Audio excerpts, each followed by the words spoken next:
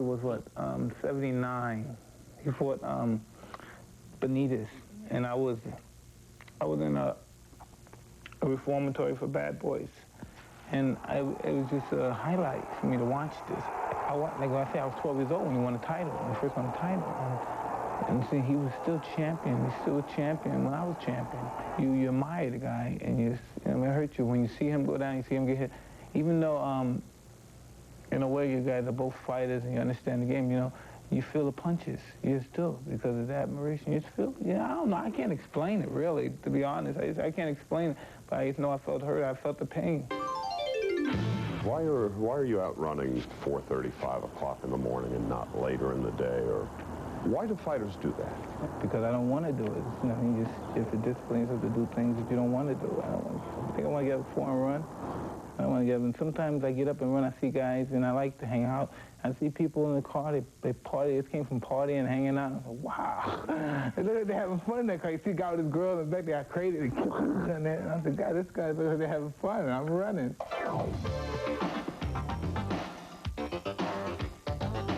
I told my friends, I'll be right out there.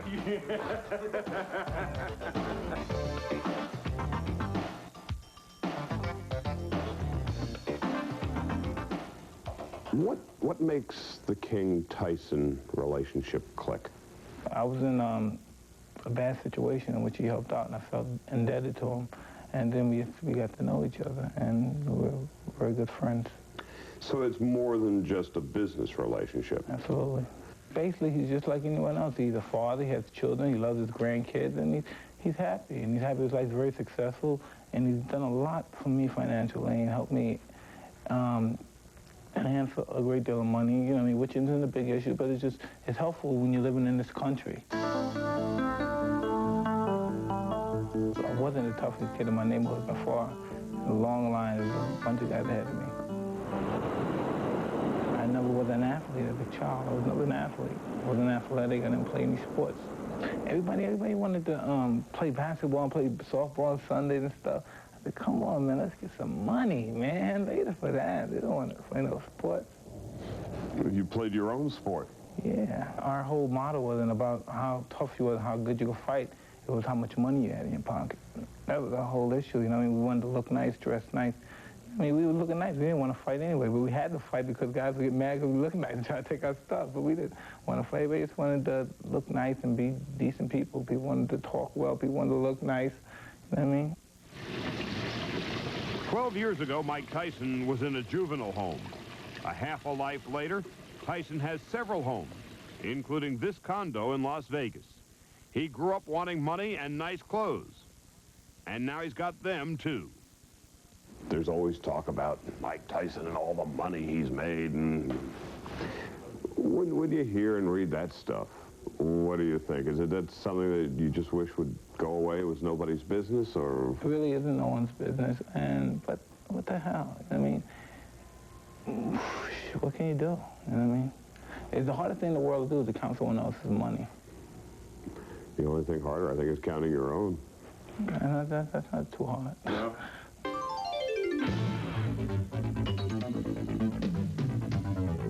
You can never think, because once you think, you lose time. Now, what was the story behind the Rolls-Royce Corniche and the fact that you didn't like your Ferrari? Tell me the story. I mean, that's one of those stories you read in the papers and say, wow. And that's blown out of proportion. This is what happened. Okay. I was riding a car which was a stick. It was a Ferrari, and it was a stick. And I was driving it fast, and I was driving it for a long time, perhaps 3 hours, and it started idling. And when it started idling, it was upsetting me. You stopped the tolls, and I was upset, so I was listening. I said, God, I had my friend at the time. She called, I said, call this place and ask them what kind of car they have. And they were telling me what kind of cars. And they said, this is how, this is going to hello, how's the car? How much it cost? All right, what? $200,000? It cost $200,000, the blue and white rose. I said, well, he got to come out with a better deal, because I'm hungry as well. And I'm going in there and I said, well, it got to be a better deal. Not thinking that, I'm really not negotiating. I'm just thinking spontaneous. We got to do a better deal. Then I got the price down to what I wanted. Then I just went and I bought the car, and then I just took the Ferrari, left the house, and then I went home. Yeah, I'm glad you told the story, because, you know, it's one of those that we'd read in the papers and never really got a sense of. Because if you, it's from reading it, you think, oh, this guy's an idiot. What did he drop a car? You leave this car here, and all right, I take this car. Wow, like some dumb psychotic kid. Wow, with cash. Yeah, like Richie Rich. Wow, look at this. Word association. Buster Douglas. I don't know what to say about him. I don't know much about him. He fought a good fight one night. Donovan Razor Ruddock. Then for a bad night, March 18th. Evander Holyfield. Good fighter. Bill Caton. Bad experience ever being involved with him.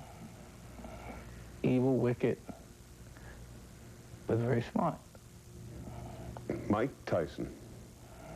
Yeah. He's a hell of a fighter. We haven't seen the best of him yet. 24 hours from now, you will see our coverage of the post-fight extravaganza involving Donovan Razor Ruddock and Iron Mike Tyson. Of course, as the fight is progressing, we will have round-by-round reports, and during our post-fight coverage, we'll have conversations live with Evander Holyfield and George Foreman. That's going to do it for us tonight here at the Mirage in Las Vegas. I'm Charlie Steiner for the entire crew. We will see you tomorrow night at 7 o'clock Eastern Time, and then the post-fight coverage, which commences at about 11:30 Eastern Time. Sports Center, back in a minute.